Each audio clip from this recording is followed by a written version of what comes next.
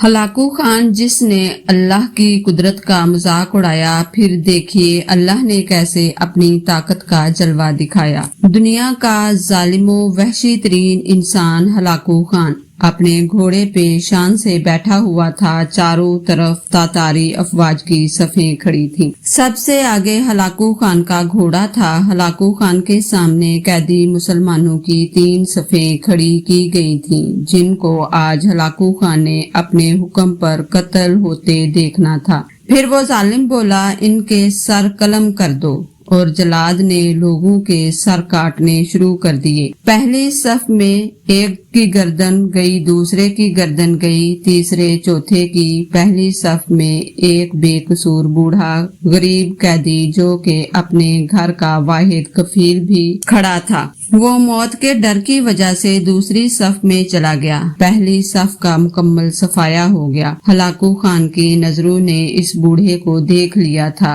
कि वो मौत के खौफ से अपनी पहली सफ छोड़कर दूसरी सफ में चला गया है। हलाकू खान घोड़े पर बैठा हुआ, हाथ में ताकतवर गर्ज लिए उछाल कर इससे खेल रहा था, और मुसलमानों के कत्ल का मंजर देखकर इस खेल से खुद को खुश कर रहा था। जलादू ने दूसरी सफ पे तलवार के वार शुरू किए। गर्दनें आन की आन में गिरने लगी। जलाद तलवार चला रहे थे और खून के फव्वारे उछल उछल कर जमीन पर गिर रहे थे। इस बूढ़े बाबा ने जब देखा कि दूसरी सफ के लोगों की गर्दनें कट कर इसकी बारी बहुत जल्द आने वाली है, तो वो भागकर तीसरी सफ में खड़ा हो गया। हलाकू खान की नजरें बूढ़े पे जमी हुई थीं कि अब तो तीसरी सफ आखिरी है, इसके बाद ये कहाँ छुपने की कोशिश करेगा। इस बेवकूफ बुढ़े को मेरी तलवार से कौन बचा सकता है? मैंने लाखों इंसान मार दिए, तुझे कब तक बचेगा? तीसरी सफ पे जलाद की तलवार बिजली बनकर गिर रही थी। हलाकू खान की नजरें मुसलसल इस बूढ़े पे थी कि वो कैसे बेचैन होकर मौत की वजह से बेकरार है। तीसरी सफ के इंसानों की गर्दनें गिर रही थी। जलाद बिजली की सी तेजी से इस बूढ़े बाबा के पास पहुंचा तो हलाकू खान की आवाज गूंजी, रुक जाओ, इसको अभी कुछ ना कहो।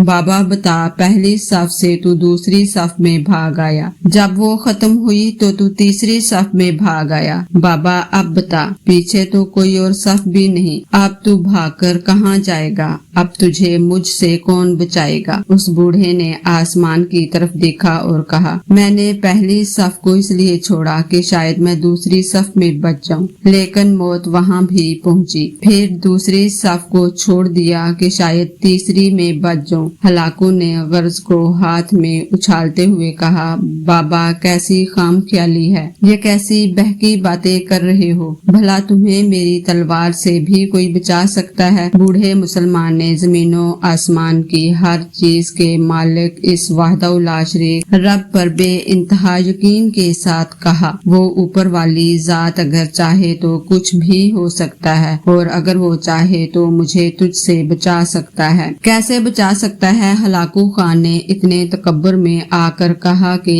इसके हाथ से गर्ज गिर पड़ा। हलाकू खान चाबुकदस्त, होशियार जंगजू और चालाक इंसान था। हलाकू खान घोड़े के ऊपर बैठे बैठे गिरे हुए गर्ज को उठाने के लिए खुद को झुकाया कि जमीन पर गिरने से पहले वो इसे हवा में ही पकड़ ले। इसी कोशिश में हलाकू खान का एक पांव रिकाब से निकला और वो अपने घोड़े से नीचे आ पड़ा, जबकि दूसरा पांव रिकाब में ही फंस कर रह गया। हलाकू खान का घोड़ा इतना डर गया कि भाग निकला। हलाकू ने खुद को बचाने की बड़ी कोशिशें की, लश्कर भी हरकत में आ गया, लेकिन घोड़ा इतना ताकतवर था कि किसी के काबू में ना आया। वो हलाकू को पत्थरों में घसीट घसीट कर भागता रहा, यहाँ तक कि हलाकू का सर पत्थरों से पटक पटक कर इस कदर लहूलुहान हो गया कि इसकी रूह चंद ही मिनटों में अपने इस तकब्बुर भरे वजूद को छोड़कर जहन्नम रसीद हो गई। लश्कर ने जब بے انتہا کوشش کے بعد ہلاکو خان کے طاقتور گھوڑے کو قابو کیا تو اس وقت تک اس کا سر برے طریقے سے کچلا جا چکا تھا۔ ہلاکو کا لشکر اس بوڑھے بزرگ سے اتنا خوفزدہ ہو گیا کہ لشکر نے اسے جان بوجھ کر نظر انداز کر دیا اور وہ بابا بڑے آرام و سکون سے پیدل ہی اپنے گھر کی طرف چل پڑا۔ مظلوم کی